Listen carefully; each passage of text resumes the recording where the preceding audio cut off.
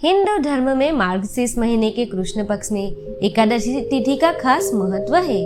इस दिन को उत्पन्ना एकादशी या उत्पत्ति एकादशी भी कहा जाता है, क्योंकि इस दिन भगवान विष्णु की अंश एकादशी माता की उत्पत्ति हुई थी। यदि आप एकादशी का व्रत शुरू करने की सोच रहे हैं तो उत्पन्ना एकादशी से शुरू कर सकते हैं। इस दिन विष्णु जी एवं एकादशी माता की पूजा करने से अश्वमेध यज्ञ का पुण्य मिलता है। इस एकादशी को उत्पत्तिका, प्राक्त्य और वैतरणी एकादशी भी कहा जाता है। आइए जानते हैं उत्पन्ना एकादशी के पीछे की कहानी के बारे में।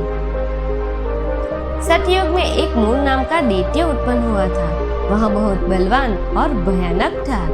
उस दैत्य ने इंद्र, आदित्य, वसु, वायु, अग्नि आदि सभी देवताओं को पराजित करके भगा दिया।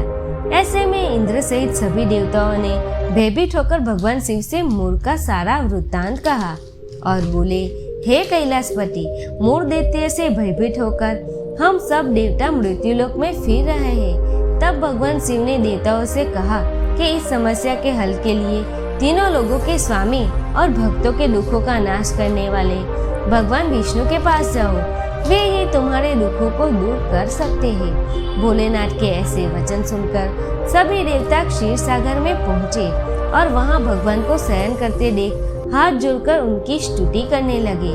देवताओं के राजा इंद्र ने विष्णु से कहा कि भगवान, दैत्यों ने हमको जीतकर स्वर्ग से भ्रष्ट कर दिया है और हम सब देवता इधर उधर भागे भागे फिर रहे हैं। आप उन दैत्यों से हमारी सबकी रक्षा करें, इसलिए हम आपकी शरण में आए हैं। इंद्र के ऐसे वचन सुनकर भगवान विष्णु ने कहा कि इंद्र, ऐसा मायावी दैत्य कौन है जिसने सब देवताओं को जीत लिया है?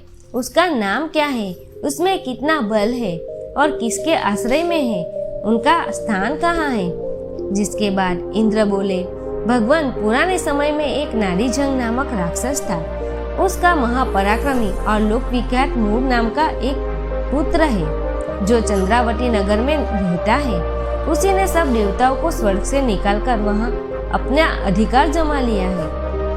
उतना ही नहीं, उसने इंद्र, अग्नि, वरुण, यम, वायु, ईर्ष, चंद्रमा, नेरुद आदि सबके स्थान पर अधिकार कर लिया है। वह सूर्य बनकर स्वयं ही प्रकाश करता है, स्वयं ही मेघ बन बैठा है और सबसे अजय है। यह सुनकर भगवान ने कहा कि मैं शीघ्र ही उनका संहार करूंगा। इस समय तुम चंद्रावती नगरी चलो। इस प्रकार कहकर भगवान सभी देवताओं ने चंद्रावती नगरी की ओर चल पड़े। उस समय मूर सेना सहित युद्ध भूमि में गरज रहा था। उसकी भयानक गर्जना सुनकर सभी देवता भय के मारे चारों दिशा में भागने लगे। ऐसे में भगवान विष्णु रणभूमि में आए तो मूर ने उन पर भी प्रहार किया।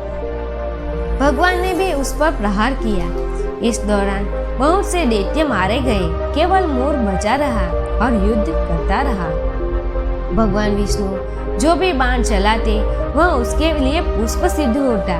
उसका शरीर तो छिन्न भिन्न हो गया था, लेकिन वह लगातार युद्ध करता रहा।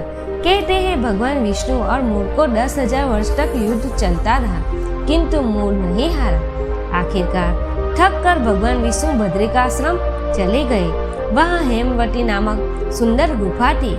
उसमें विश्राम करने के लिए भगवान उसके अंदर प्रवेश कर गए। वह गुफा 12 योजन लंबी थी। उसका एक ही द्वार था। भगवान विष्णु वहाँ योग निद्रा में सो गए। उनको खोदते खोदते मोर भी पीछे पीछे आ गया और भगवान को सोया हुआ देखकर मारने के लिए आगे बढ़ा। तभी भगवान विष्णु के शरीर से उज्जवल क्रांति रूप वाली देवी प्रकट हुई। उस देवी ने राक्षस मूर को ललकारा और उसके साथ युद्ध कर उसे तत्काल मौत के घाट उतार दिया। इसके बाद जब श्री हरि योग निद्रा की गोद से उठे तो सब बातों को जानकर उस देवी से कहा कि आपका जन्म एकादशी के दिन हुआ है, अतः आप उत्पन्ना एकादशी के नाम से जानी जाएगी और एकादशी मेरी सबसे प्रिय तिथि होगी। आपके भक्त वही होंगे जो मेरे भक्त हैं। मूर से युद्ध थक कर भगवान विष्णु जिस बद्रिकाश्रम की हेमवती गुफा में योग निद्रा करते हुए गए थे, वहाँ भगवान शिव की गुफा थी, जो कि वर्तमान में उत्तराखंड के बद्रीनाथ में स्थित है। दोस्तों, अगर आपको मेरा वीडियो पसंद आए तो मेरी चैनल को सब्सक्राइब कीजिए, वीडियो को लाइक और शेयर कीजिए। धन्यवाद।